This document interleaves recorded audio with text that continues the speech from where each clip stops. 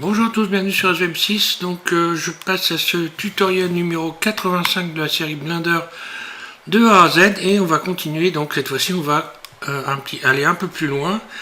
Alors je vous fais voir ce que j'ai fait et ce que vous allez faire.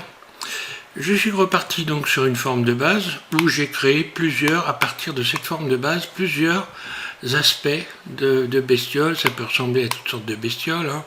Là un cerf, là un crocodile, là une grenouille, là un casimir, enfin voilà, on a plusieurs possibilités. Et ensuite, j'en ai fabriqué un autre, donc toujours avec la même base de visage, mais je suis allé au mode sculpte et on va commencer. Donc vous allez faire vos premiers pas sur le mode sculpte. Donc là on voit, j'ai sculpté ici cette bestiole là. Et ensuite, j'ai utilisé donc un lattice pour venir modifier les formes comme ceci. Donc vous allez commencer à voir quelques outils et pouvoir commencer alors là j'ai fait un monstre en fait, hein, parce que c'est en fait ce qui est le plus simple à modéliser dans un premier temps, puisqu'il ne faut pas aller chercher non plus à faire des choses réalistes tout de suite, hein. Il faut travailler avec les outils, puis petit à petit, vous allez vous améliorer, et puis vous ferez des choses de plus en plus concrètes, et peut-être de plus en plus réalistes. Mais là, on est déjà dans l'apprentissage des outils de la modélisation, enfin de la sculpture. On va y aller tout doucement. Alors, je vais vous expliquer comment j'ai fait un modèle de base comme celui-là, très simple. Donc là, on va voir comment on peut faire ce qui ressemble à un casimir éventuellement. Et tout ça juste en déplaçant quelques éléments. Donc on est toujours dans ici layout, hein, on passera au mode sculpte après. Tout ça, ça va être dans la même vidéo, donc elle peut être un petit peu longue, mais si vous voulez apprendre quelque chose, je suis désolé, mais il y a quand même un minimum, hein. Voilà, allez, je réouvre Blender 3.4 et je vous fais cette démo. Au passage, voilà ce que ça donne alors je reste dans le mode workbench, hein, un peu comme si c'était de la terre qu'on avait modelé, hein. Voilà, donc Blender 3.4, un clic gauche, je ferme. Et je suis reparti donc sur, toujours pareil, une sphère. Cette sphère, vous la dupliquez tout de suite, vous la subdivisez, pardon, tout de suite. Voilà, par 3. Vous allez également l'adoucir, hein, donc ombrage lissé, voilà, hein, soit vous le faites moi à partir de mon menu, je l'ai fait à partir de mon menu, mais voilà, vous pouvez parfaitement aller ici, cliquer sur normal, voilà. Alors, et cocher cette case. Je me passe en mode edit et première des choses, j'ai sélectionné un assez grand nombre de faces ici. Voilà, donc n'hésitez pas trop, voilà, comme ceci. Non.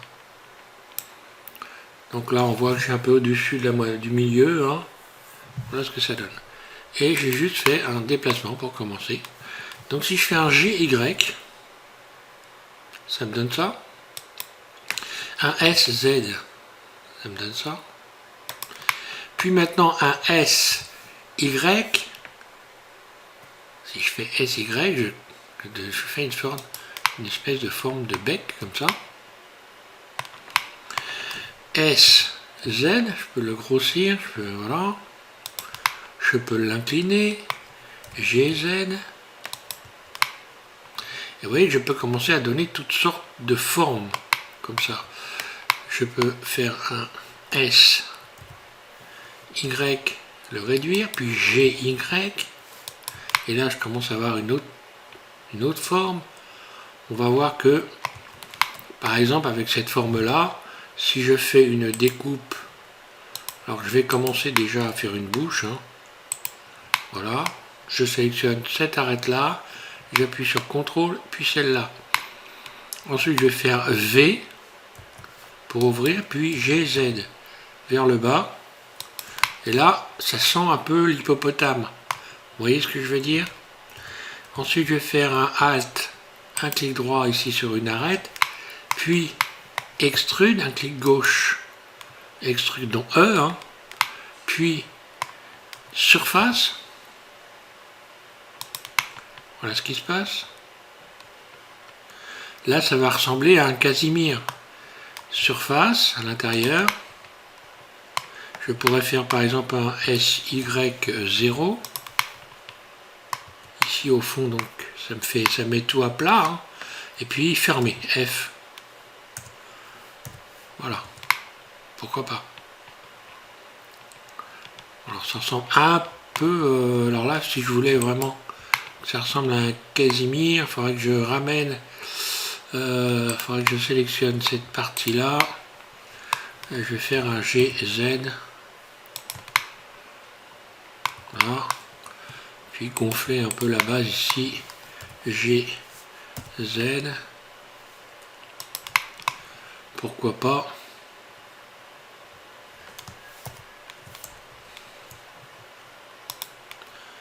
Plutôt sélectionner des faces. GZ, voilà. Gonfler un peu la base. Quoique.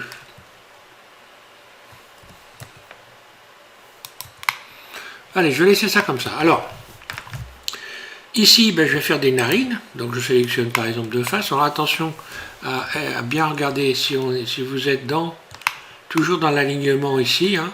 Donc là, on voit en sélectionnant cette face-là, je ne suis plus dans l'axe. Donc, il faut faire attention à ça quand on fait des sélections comme ça. Puis, je vais faire un GY, le déplacer vers l'arrière.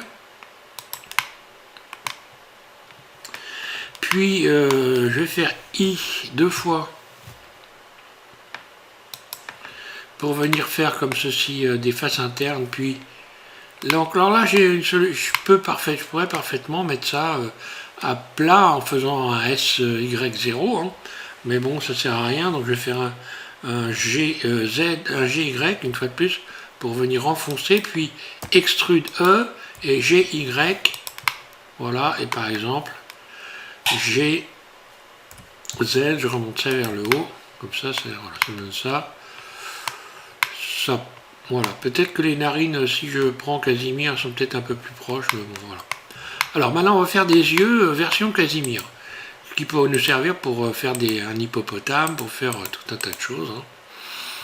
Voilà, je vais sélectionner ça, et puis ici, attention, donc pareil, à rester là. Donc les yeux Casimir, c'est des cercles en fait. Hein. Je vais même essayer d'en sélectionner un petit peu plus là. Voilà. Pourquoi pas. Donc je me mets, là je peux faire une chose toute simple. Je peux déjà commencer par faire un SY0. C'est-à-dire je mets tout à plat. Donc ça me donne ça.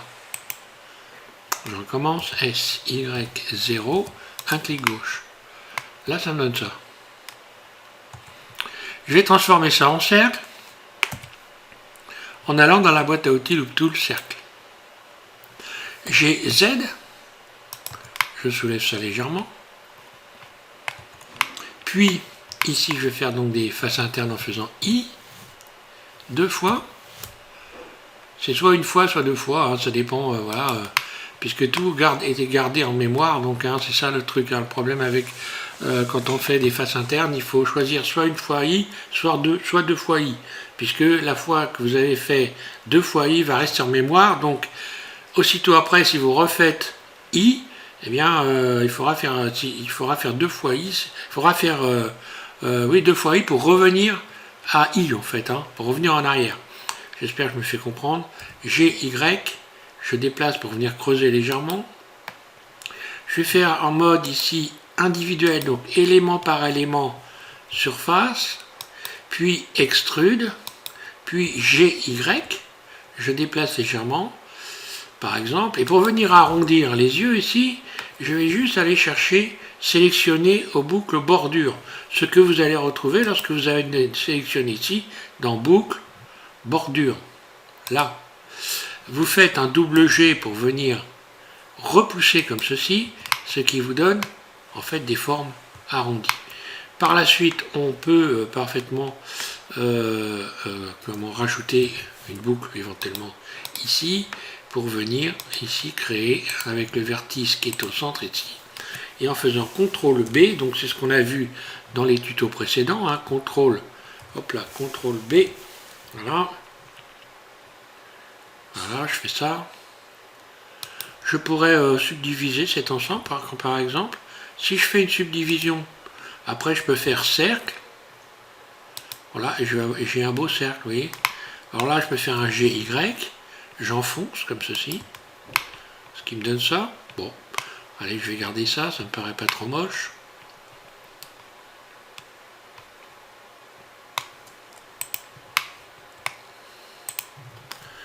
GZ. Voilà, je vais un peu remettre la bouche comme ça. Ben voilà, donc là on a déjà une espèce de gazinière. Je dis bien un espèce parce qu'en réalité il faudrait que ça soit un peu plus globuleux là, donc on peut le faire, hein. Sauf que voilà, c'est pas le but de ce tuto.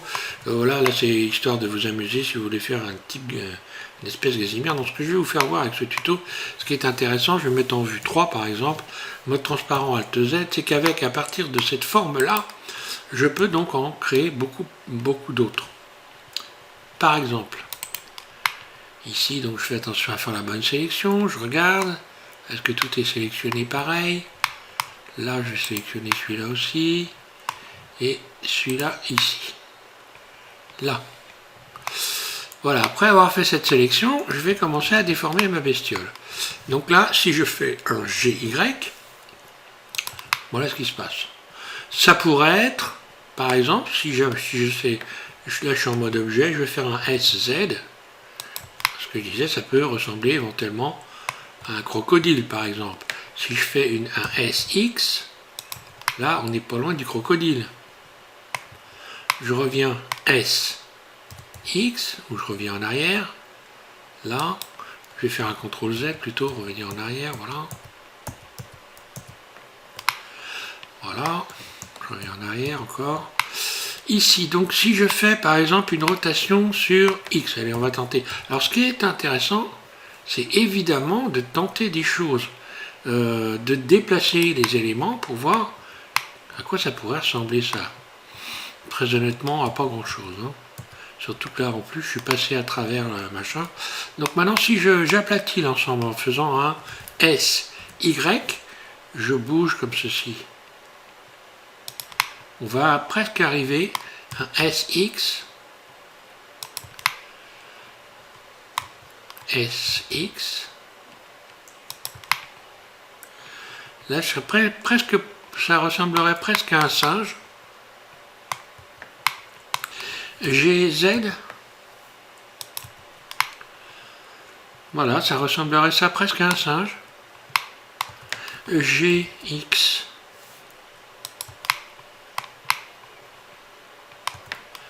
SX, GY, alors là, pardon, SY, j'arrondis, là je suis dans un hippopotame par exemple, voilà, donc à partir de tout ça, on peut faire toutes sortes de choses. Alors je vais garder ça pour vous faire voir, puisque maintenant vous allez passer dans le mode sculpt et on va commencer à s'amuser avec ça. Alors là je pourrais faire un monstre, hein. D'ailleurs tiens, je vais faire une chose qui va être amusante. Je vais lui faire des cornes ici, je sélectionne par exemple deux faces, je mets en vue dessus, deux faces ici, puis les mêmes qui sont donc à l'opposé. Je rappelle que je n'utilise pas et le miroir et que c'est volontaire, hein. Alors ensuite je vais faire un GZ pour venir créer une petite bosse comme ça, puis extrude. Voilà. Donc pour faire des cornes, je peux les mettre en arrière en faisant un GY par exemple, ou alors les mettre en avant, les écarter en mettant en mode barré centre surface, puis réduire les pointes pour par exemple ici, si je me mets en mode individuel surface, ben j'ai des pointes. Je peux les grossir si je fais un CTRL plus deux fois, donc pour aller jusqu'à la base ici, et que je fais un SY, eh bien voilà ce que ça peut donner par exemple. Donc là je peux commencer à avoir une espèce de bestiole un peu bizarre. Bah on va aller faire jouer avec cette bestiole. Donc moi je vais passer dans le mode ici, sculpt. Je vais sculpter. Alors, Les outils, on en a vu quelques-uns déjà, on a vu celui-là qui permet, alors c'est écrit évidemment, dessiner, donc dessiner, il ne se passe pas grand-chose. Hein. Alors, on va commencer à aller dans des outils qui donnent tout de suite beaucoup plus d'effets. Par exemple ici, gonfler.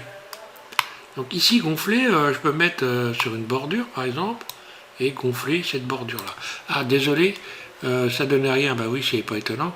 Il faut évidemment appliquer ici la subdivision. Voilà, vous faites appliquer, et là, à partir de là, vous allez voir, ça va marcher. Vous voyez que là, je gonfle le bas. Alors, si je veux, j'augmente la force ici. Là, on voit que ça gonfle, hein. Regardez bien. Là, pourquoi pas. Je peux gonfler ici. Je vais m'amuser à gonfler là, par exemple. Là, tout doucement. Puis, alors cet outil à gonfler, ben voilà, hein, vous pouvez gonfler dans tous les azimuts. Ensuite, vous pouvez, dans les outils qui vont servir beaucoup, vous pouvez plisser. Alors, plisser, regardez ce qui va se passer. Je vais ici, en fait, passer plusieurs fois. Et voilà ce qui se passe. Ça marque très nettement.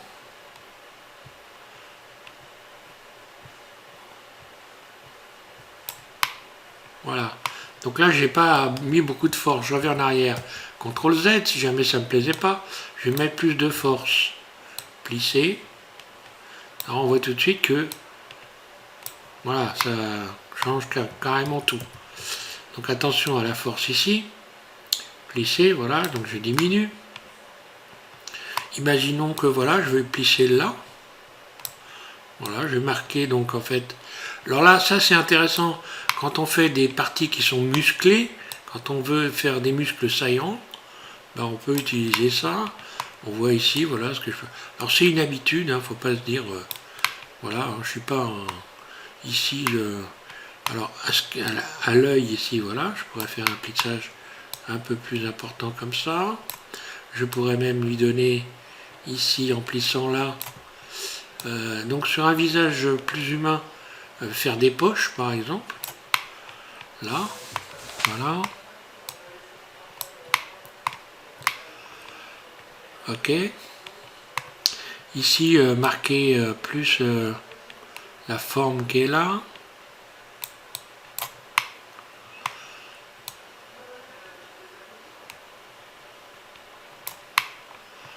Voilà, par exemple. Et là, tout de suite, on commence à avoir, on commence à deviner des sortes de muscles, en fait. Voilà, ici, je vais faire, tiens, un pli là. Ou je vais refaire un pli là, voilà.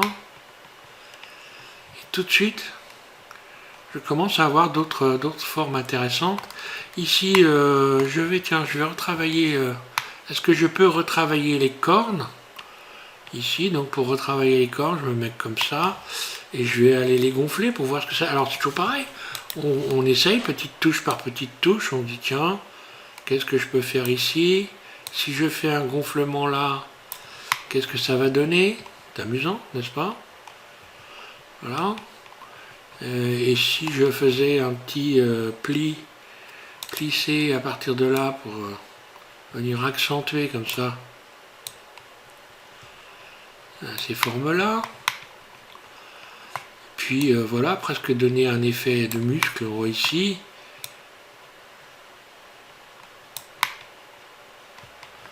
Des cornes bizarres, mais bon. La base ici, je viens la creuser. Voilà. Donc là, alors celui-là par exemple, celui-là d'ailleurs à chaque fois vous avez un bulle. Donc vous essayez. Qu'est-ce que ça va donner? Regardez ce que ça donne. Ça va tout de suite. Et je suis qu'à la force 50 ici. Donc là, je vais par exemple, on va faire CTRL Z, je vais faire des petits boutons par exemple. Donc pour réduire la surface de mon curseur, je fais F. Je bouge ma souris. Voilà. Et on va lui faire des boutons. Hein, on va lui faire des petits boutons ici. Voilà. Alors là, il n'y a pas assez. En fait, ce qui se passe, il n'y a pas assez de matière pour faire des petits boutons. Alors il y a une chose qu'on peut faire, c'est cliquer ici sur DIN Topo, vous cliquez sur OK et là voilà ce qui va se passer normalement. Voilà. Le problème c'est qu'on a une subdivision qui est venue créer supplémentaire. Si je me... Tiens, on dirait que ça a changé. CTRL Z, je reviens en arrière. Alors comment ça se fait que ça... Ah oui d'accord. Il doit y avoir... Ici, un nombre de taille, détail, subdivision, fusion, subdiviser les arêtes.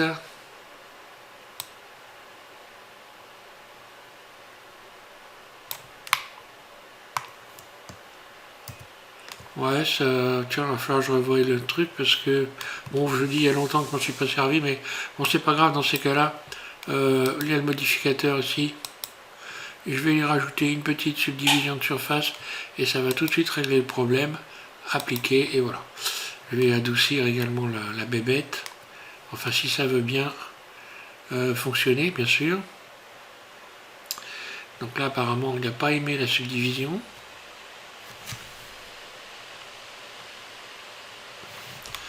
Je reviens ici, je vais adoucir mon modèle. Donc je recommence en cliquant. Alors, ouvrage auto-lissé, voilà. C'est bon, ça a marché. Et je retourne dans le mode sculpte. Il y a toujours des solutions. Hein. Voilà, normalement je devrais avoir...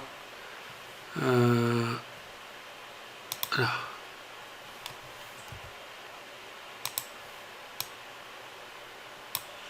Voilà, les boutons sont un peu mieux. Quoique... Si, c'est un peu mieux, oui. F, je vais faire des plus gros, voilà. Ah oui, ça dépend un peu où on est. Comment on est positionné.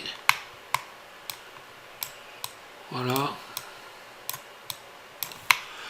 Donc là, on peut faire des espèces de boutons. Si je voulais faire des sortes d'écailles, on va voir ça aussi, tiens. Il y a un outil qui est sympa pour ça. Pas déformation élastique, attendez, je me rappelle. C'est pas ça. On va trouver ça plutôt là. Non, alors adoucir, c'est un outil intéressant parce que ça vous permet de revenir un peu au départ. Hein. Ouais. Là, on peut un peu atténuer des effets qu'on a fait, des erreurs en y allant doucement. Là, je vais donc garder ça. Je disais, oui, donc plisser. Plisser devrait me permettre, si je ne me trompe pas, de faire des écailles. Non, pas plisser.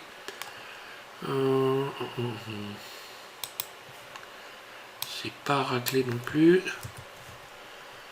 Ça va me revenir. Voilà, ça doit être poussé. C'est pas poussé.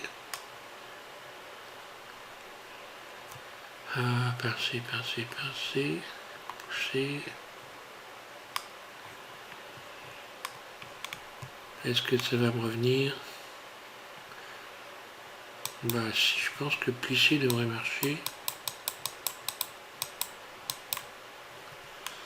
Non.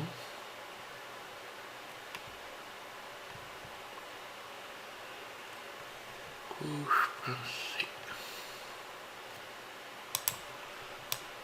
Ah, voilà, c'est déplacé, désolé. Voilà, si je voulais faire des écailles, par exemple, voilà ce que je peux faire pour faire des écailles. Alors bon, évidemment, c'est un peu laborieux. Hein. Il faut...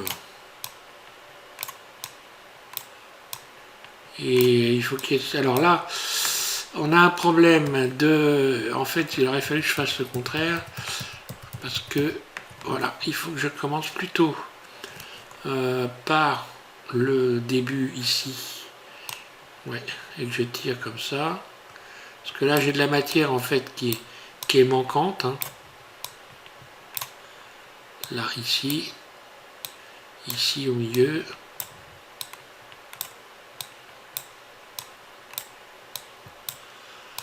Voilà, on peut donner un effet écaillé comme ça. C'est toujours pareil. En fait, en réalité, il faut beaucoup de matière pour arriver à le faire correctement. Là. Mais voilà, on peut arriver à faire ça avec comme ça. Hein. Donc on va aller revoir la bestiole, la tête qu'elle a. Là on le voit déjà. Mais je vais passer ici dans le mode Workbench. Donc je l'ai déjà dit, hein, je vais pas m'amuser à refaire de la texture. J'en ai tellement fait que voilà, hein, on arrive à un moment où voilà, il faut passer à autre chose. Donc la texture, pour texturer, j'ai fait énormément de vidéos sur l'application de texture, hein, et donc il suffit de s'y référer. Alors donc là j'utilise le mode simple Workbench, vous aurez tout de suite un résultat, un aspect, vous n'avez qu'à juste simplement jouer avec les ombres. Donc là je reviens dans le mode layout, là je clique sur le mode ici, donc ombrage de vue, hein. Voilà, et là vous pouvez parfaitement faire joujou avec les couleurs. Donc ici, voilà, dans le monde, là, et avec les ombres. Moi j'ai tendance, je le dis souvent, mais j'ai tendance à augmenter ici, hein, de manière importante tous ces éléments-là, hein, la crête, etc. Ce sont des ombres dans les plis. Hein. Vous voyez, quand vous bougez, regardez ce qui se passe. On voit très bien.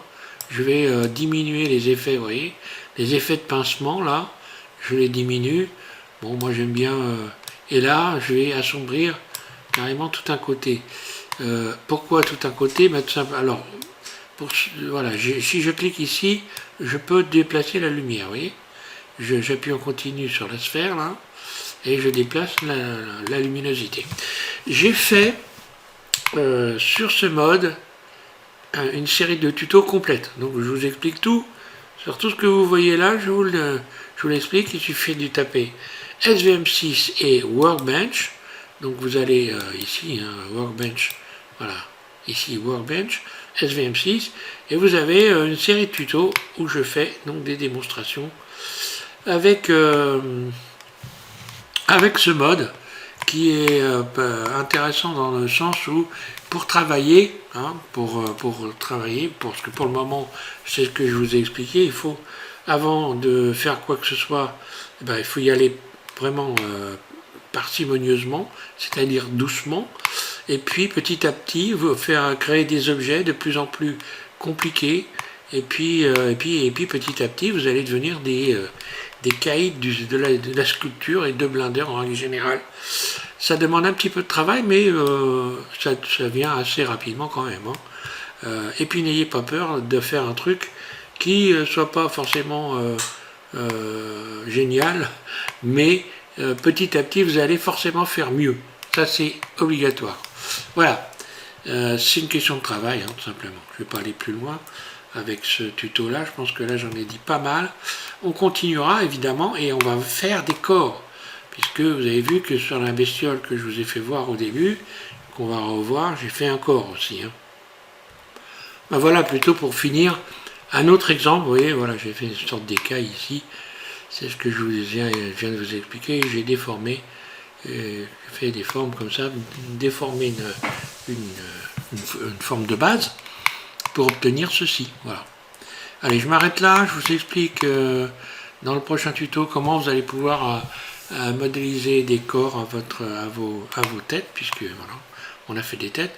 Je n'oublie évidemment pas les yeux réalistes, hein. Je vais vous faire des modèles plus réalistes, d'ailleurs j'en ai déjà fait, hein. Je vous en parlerai dans le prochain tuto, vous pourrez aller regarder ce que j'ai déjà fait à ce sujet là. Voilà. Merci à tous et puis bon courage.